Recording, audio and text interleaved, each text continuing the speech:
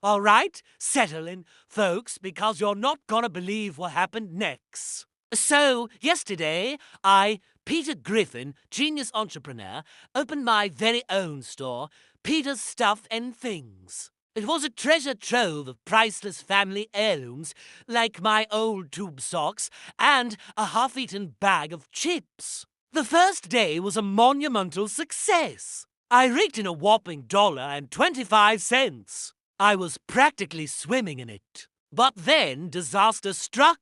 I came in this morning to find the place ransacked, looted, a complete disaster zone. My prized collection of bottle caps gone. My slightly used toothbrush vanished. It was a robbery of the highest order. Or, Lois came and took all our stuff back. Potato. The point is, the store was empty. I was back to square one. I sat there, surrounded by the echoes of my failed ambition, when my son Chris waddled in, staring at his phone like it held the secrets to the universe. "Dad," he said, not looking up, "you should become an influencer. You'd be great at it. You're loud. An influencer? Me?" The gears in my head started turning, which usually just means I'm trying to remember the name of that guy from that show. But this time, it was different. An idea, a brilliant,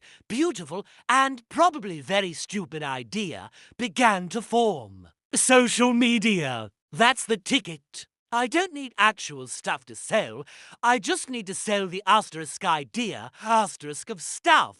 This is gonna be bigger than my clam chowder in a can of beer invention. So, I grabbed my phone, which was surprisingly not taken in the robbery. My first move? A dramatic, tear-filled video. Friends, followers, fellow patriots, I sobbed, holding up a single, dusty lint ball I found under the counter. They took everything. Everything. This single piece of lint is all I have left of my dream. Please help me rebuild. I even got Stewie to stand in the corner and play a tiny, sad violin. It was cinematic genius. I hit post and waited for the magic to happen. And boy, did it. My phone started buzzing like a bee in a soda can. Likes, comments, shares. So brave, Peter. We're with you. Is that lint for sale? I was a viral sensation. This influencer thing was a piece of cake. Next, I needed a brand. A signature look. I found an old pair of sunglasses with one lens missing and a feather boa that Lois used for a disco party in the 80s. Perfect. I posed in front of my empty shelves. Live, laugh, loot, I captioned it. Hashtag blessed. Hashtag entrepreneur life. Hashtag is this how you do it? Then Brian walked in, looking at me like I'd just tried to pay for groceries with Monopoly money. Peter, what are you doing? You can't just pretend to be an influencer. You need a niche, a strategy, a target demographic. I just looked at him, smiled, and said, "Brian, my demographic is anyone with a phone and a short attention span. Now hold this ring light. I need to do a dance challenge." The dance challenge was a moderate success. Mostly because I fell over a chair halfway through and it got a lot of laughing emojis. But the real gold mine was the unboxing video. Since I didn't have anything to unbox, I just started unboxing things that were already in the store. Hey guys, it's your boy P. Grifty here, and today we are unboxing this wall. I patted the drywall. Wow, look at the texture, the beigeness. So minimalist, so chic. I'll link it in my bio. Then I unboxed a floorboard. Then I unboxed the air. It's so airy, I exclaimed. People were eating it up. They weren't buying anything, but my follower count was going through the roof. I was more popular than Quagmire at a bachelorette party. Meg came by, bless her heart.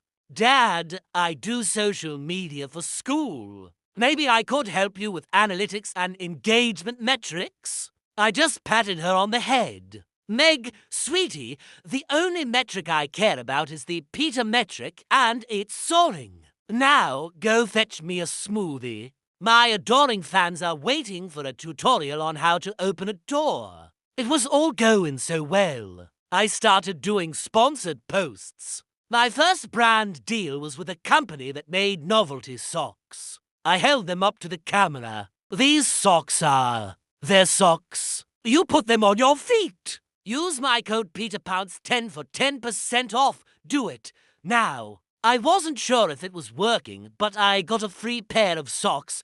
So who's the real winner here? Then came the brand Trip, a company that sells artisanal bottled water, glacier tears, or something invited me to a creator retreat. It was at the local park. They gave me a free bottle of water and told me to create authentic content that embodies the spirit of hydration. So I did what any great influencer would do. I filmed myself pouring the entire bottle over my head while yelling, "I'm hydrated." Can you feel it? Can you feel the authenticity?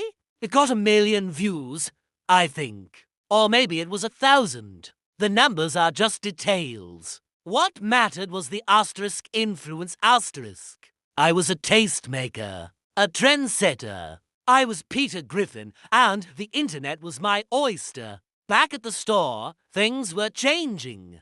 People were showing up. Not to buy anything, of course. They just wanted to take a selfie with me, the empty store guy. They'd stand in the middle of the vacant room, do a peace sign, and post it with the hashtag Peter POCALYPSE.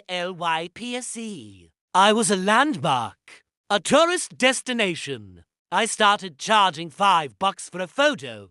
Business was finally booming. I made a solid $50, which is like a 40,000% increase from day one. That's just math. You can't argue with math. I even started selling merch. I took a marker and drew my face on some plain white t-shirts. They were masterpieces. The P. Grifty Signature Collection, I called it. But with great power comes great weirdness. I started getting strange DMs. People asking for my opinion on everything. Peter, should I get bangs? Peter, what are your thoughts on international trade policy? I just replied with a thumbs up emoji to all of them. It seemed to work. Then came the collaborations. A guy who reviews different kinds of mayonnaise wanted to do a video with me. We sat in my empty store, eating mayonnaise out of the jar for 10 minutes. It was my most liked video yet. I was at the top of my game. A true digital titan. But as I sat there, alone in my store at the end of the day, surrounded by my selfie money and a half-eaten jar of mayo, I felt emptier than my shelves. I had thousands of followers, but my only real friend in the room was a feather boa. I scrolled through the comments. You're hilarious. So inspirational. But it was all for a fake person. A character. P. Grifty. Was this really what I wanted? To be a meme in a one-lensed pair of sunglasses? I looked at my phone, at the endless scroll of likes and shares, and, for the first time, I thought, maybe there's more to life than this. Maybe, just maybe, I should try selling actual stuff again. Or at least get some chairs. My back was killing me. What will day 3 bring? Who knows? But I guarantee it'll be a story worth telling. Thanks for watching, you beautiful people. Don't forget to smash that like button and subscribe. Or whatever it is the kids are saying these days. Giggity.